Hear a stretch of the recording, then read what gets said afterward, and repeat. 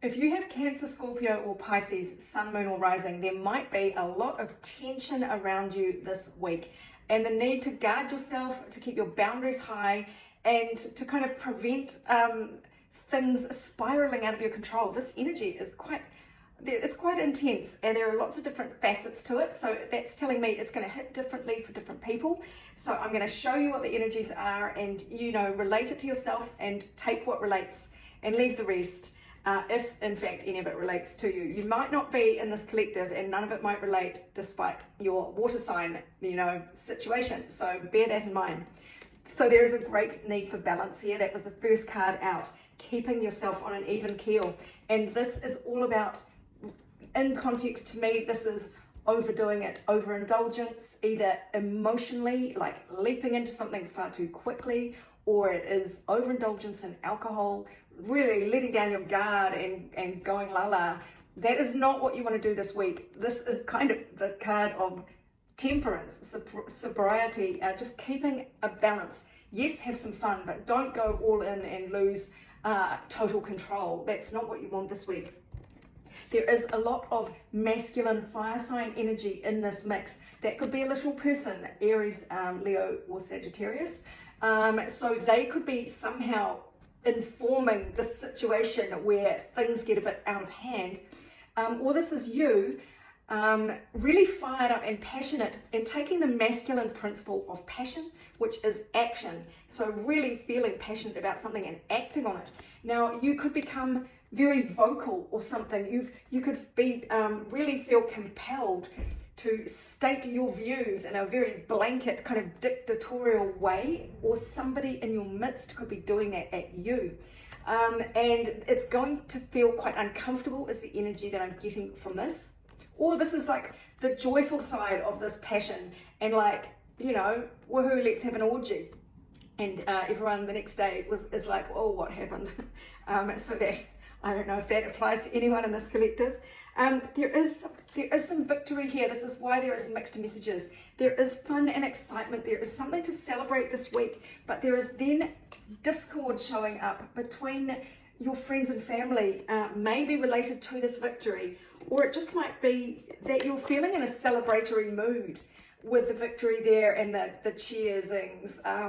But either somebody drinks too much and says the wrong things, or gets on their high horse, or they get insulted by something that someone inadvertently says. That could be a scenario of what these energies, kind of how they mingle together and create a soup. And we've got the shark there saying to take care. What does it say? Or there will be a loss of material wealth. So that could be kind of metaphorical as well. It could be just your social status takes a hit, your ego takes a hit, or just there is someone unpleasant in the mix that makes you kind of cringe. Like if there's a shark in the bay, you all run out of the water. So there is some sort of unpleasant energy mixed in with really happy energy. And these three cards here just only amplify that really, or just echo it. So the sun is shining a light in your third house of communication. So there's a lot of talking, a lot of chat, a lot of messages back and forth. There seems to be a lot of energy around that. It could be also siblings. That is a third house matter. And so is little short trips, visits around your neighborhood, that sort of thing.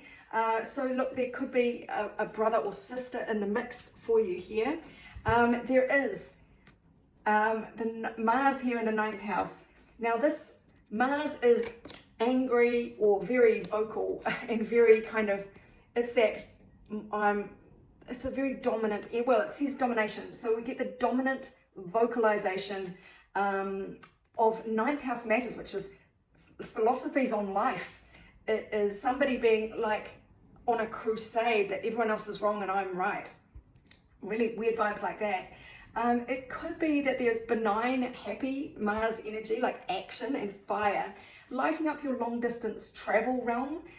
So maybe you've got plans to travel the world and that doesn't sit well with other people. It could be something like that. So yeah, Mars and ninth house, that is also, so it's international travel, it is big thinking, philosophy, spirituality, religion, and it is broadcasting, broad communication, standing in a pulpit and literally broadcasting your views to the world. It is the World Wide Web, if it's still called that. So there might be some action there, some fire there. We've also got fire. It's a very fiery energy in your field this week, water signs. It's going to maybe get you to boiling point.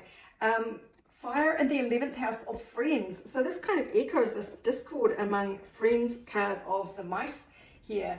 Mars in the 11th house of friendships. Rebellion is the key word there. So it just might be a whole friend group at odds with each other about something. And like if there is some victory here that you are all celebrating, like somebody wins lotto and everybody else argues about how to spend it, you know, something like that. It is really a week for you to keep your balance, keep everything sort of in check. Don't swing wildly from one extreme to another or move to one extreme at the expense of another. You really want to find the middle ground. Moderation in everything this week is what this kind of energy is. Keep your boundaries high, especially if it's romance. If there's overindulgence here, getting too emotional too quickly, too invested in someone too quickly, and they might not be very stable. There might be a lot of discord around them, and their energy seeps into your energy, something like that. Look, it'll be different for all of you, as I say. But lean away from anything that is going to lead you down a path of regret. So keep balanced. This orgy, decide that it might be better not to have the orgy, you know? Don't do anything you're going to regret in the cold light of day, is what this card is saying. Lean away from anything you know is going to bring a risk of sadness, disappointment, feeling abandoned. You really want to just be the master of your own domain. Keep yourself emotionally balanced here. Keep your boundaries up, as I say. And so lean towards the Hierophant in reverse. Now the Hierophant is this 9th house character. This person is spouting off all kinds of spiritual beliefs as if that is the one truth. So the Hierophant, you know, is in our terms would be the Pope. So this is saying lean towards the Hierophant in reverse. This is saying to me, don't make any decisions this week. Don't make anything formal. Don't agree to anything this week. Don't get anything in writing. Mercury is still retrograde, I'm pretty sure. So this is all about being non-committal. Just take your time, keep everything at bay. There's no reason to rush anything here. Even if things feel passionate and there's a lot of energy here, there is a lot of undercurrents that just make this situation a bit murky. And so be unconventional. Don't bow to the conventions of, well, we like each other, so now we have to date. Or, I don't know, whatever it is, you don't have to do what people ordinarily do, the norm. Play by your own rules, and don't agree to anything. Okay, 2 cards to finish up. What do water signs need to know about this gnarly sounding week? Now, what I'm just picking up is your whole week, or your whole energy might not be this gnarly. This might be just a little warning, something to watch out for. You might have quite a placid week, minding your own business, and this might be swirling around you. And it's kind of saying, don't buy into it. Don't get involved. Don't wade into something if you don't need to. Just be a peacemaker. Keep out of it. Steer clear of anything that is going to be, you know, angst worthy. Yeah. Wisdom. Use your wisdom here. Learning, joy, art, music, but the wisdom is really what jumps out there. Don't be swept along in inane enthusiasm or an incendiary argument. Try not to get drawn in. Shake, release, move on. So if there is tension here, don't dwell on it. This card represents what antelope do, apparently, after they've been chased down by a lion, but live to tell the tale. They don't live in the trauma forever. They don't carry it with them. It doesn't affect them long term. They literally get up and shake off the fear, the mortal fear that they just had, the deathly fear, and they release it, and then they're able to move on. And that is how they heal from a near-death experience. So don't hold on to anything upsetting this week. A family member, a friend, some kind of discord that might spring up when you're having a really good time celebrating something and someone comes in. Try to keep it at bay, keep an even keel on yourself, and try and shake it off. You can shake it off, because it doesn't feel like you are being primarily affected. It feels like something happening around you, and it might just be a freaking downer, especially if you've got a victory and something to celebrate and someone comes in to rain on your parade, shit all over it. But you're going to be fine. This is what this card is telling me. Shake it off. Don't dwell on it.